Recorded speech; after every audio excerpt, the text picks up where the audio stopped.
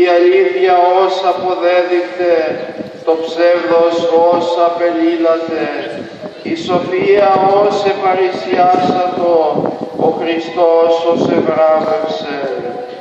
Ούτω φρονούμε, ούτω λαλούμε, ούτω κηρύσσομεν Χριστόν των αληθινών Θεών ημών και τους αυτού Αγίους εν λόγis τιμώντες, εν συγγραφές εν νοήμασιν, εν θυσίες, εν ναείς, εν εικονίσμασι, των μένος Θεών και Δεσπότη προσκυνούντες και σέβοντες, τους δε δια των κοινών Δεσπότην, ως αυτού γνησίους θεράποντας τιμώντες, και την κατασχέση προσκύνησιν απονέμοντες.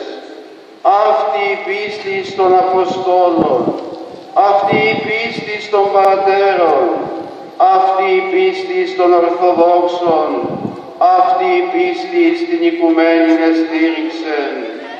Επί τούτης, τους της ευσεβίας κήρυκας, αδελφικός δε και πατροποθήτως, εις δόξαν και τιμήν της ευσεβίας υπερίσι γονίσαντο, ανεφημούμεν και λέγομεν, των της Ορθοδοξίας προμάχων, ευσεβών βασιλέων, αγιοτάτων πατριαρχών, αρχιερέων, διδασκάλων, μαρτύρων, ομολογητών, αιωνία η μνήμη.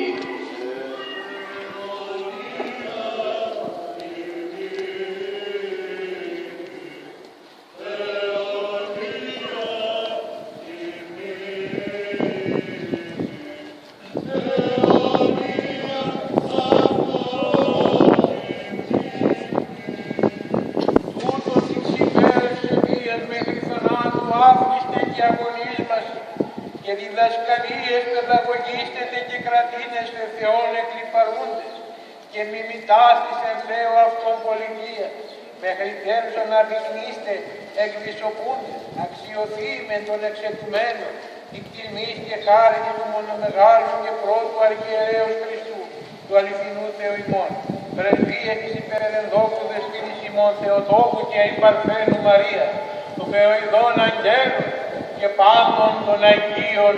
Αμήν.